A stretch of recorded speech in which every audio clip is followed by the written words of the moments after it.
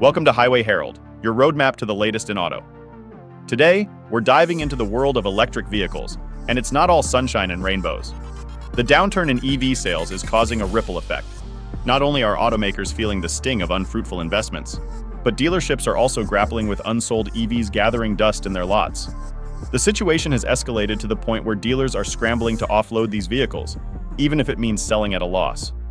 Let's delve into the 6 key factors driving this trend.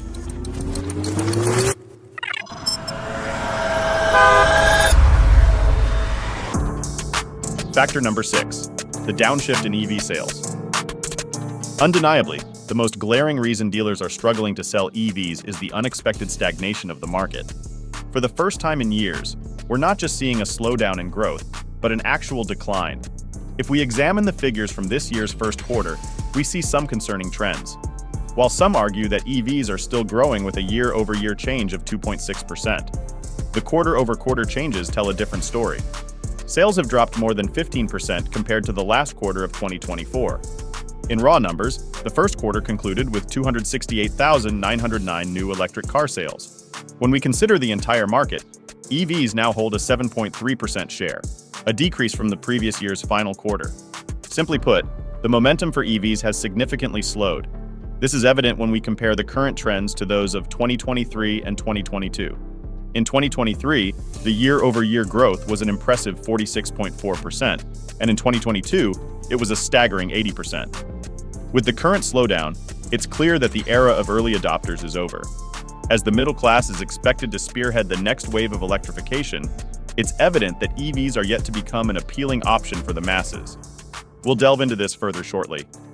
Factor number 5, overflowing dealer lots.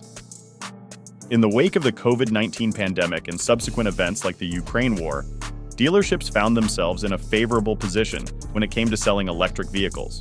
Disruptions in supply chains limited production, while the demand from early adopters significantly outpaced supply. This imbalance presented dealerships with a lucrative opportunity, reminiscent of the heyday of internal combustion engine cars, with substantial markups becoming the norm. The Mustang Mach-E serves as a prime example, with its soaring demand leading to hefty profits for dealers. Fast forward to today, and the scenario has flipped. Electric Mustangs are now accumulating on dealership lots, with over 20,000 Mach-Es awaiting new owners. The same holds true for other EV models from various automakers.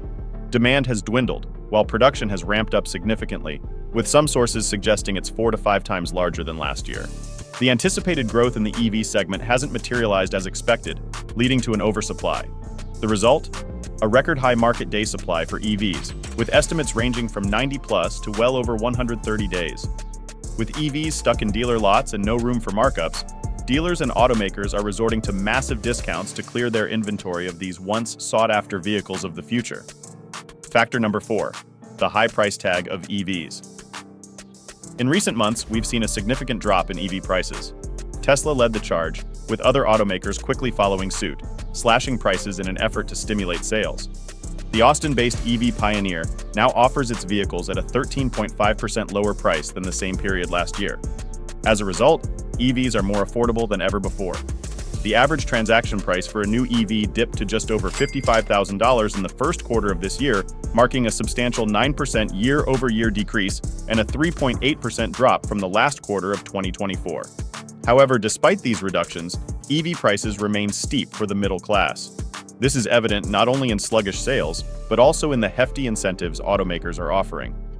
For instance, Ford was so eager to clear its 2023 inventory of the F-150 Lightning that it offered discounts of up to $15,000.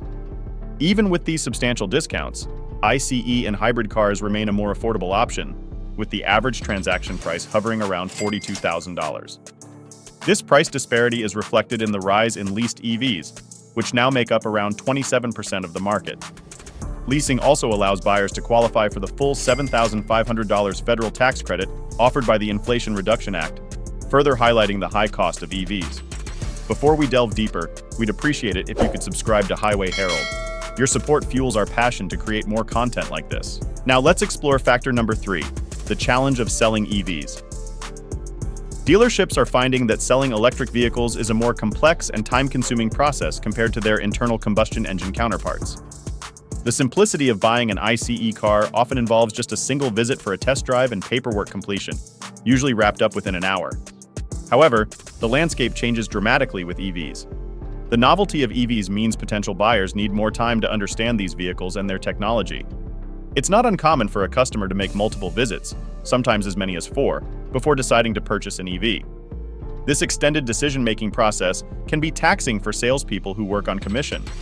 The fact that customers need to visit dealerships 4 times more often before making a final decision means that salespeople are effectively working 4 times harder for the same commission. This imbalance in effort and reward is one of the reasons why dealerships are finding it challenging to sell EVs. Factor number 2, the maintenance and repair conundrum. Chat with any dealership, and you'll quickly learn that EVs have introduced a new level of complexity to their operations. Gone are the days of easy profits from routine maintenance services like oil changes and brake pad replacements, which EVs don't require. Instead, dealerships are grappling with intricate repairs, primarily related to software issues. Traditional mechanical knowledge falls short here, necessitating extensive training for dealership staff. Yet even with training, some problems prove so challenging that even manufacturers struggle to provide solutions. It's not uncommon to see EVs idling in dealership lots for weeks, awaiting feedback from manufacturers on how to resolve these issues. In essence, EVs aren't bringing in the steady stream of service revenue that dealerships are accustomed to. The complexity of repairs often outweighs the potential profit. Add to this the significant investment required for charging infrastructure, and it's clear why many dealerships, including several Ford dealers, are opting out of EV certification programs they initially signed up for, especially in the current climate of slowing EV sales. Factor number 1, the rise of hybrids. While we've discussed numerous factors, the crux of the issue is that customer interest in EVs has waned. The early adopter phase has passed, and as the middle class steps up to the plate, the adoption of EVs isn't progressing as anticipated. EVs remain pricey and don't offer enough value in return. Customers are seeking more affordable and convenient options that don't come with the baggage of range anxiety and reliability concerns. This is where hybrids come into play. They provide a balanced solution in this transition to EVs. They're cost-effective, straightforward, and dependable. Despite having an ICE component, they offer a greener alternative to conventional cars. Given these advantages, it's no surprise that hybrids are outpacing EVs in growth. Last year saw a 64% increase in hybrid sales, and the first quarter of this year witnessed a staggering 70% surge. Hybrids now make up more than 9% of the market, and segment leaders like Toyota are reaping the benefits with record-high profit margins. It's clear why dealerships would prefer to sell hybrids over EVs. That's all for today's deep dive into the world of EVs and hybrids.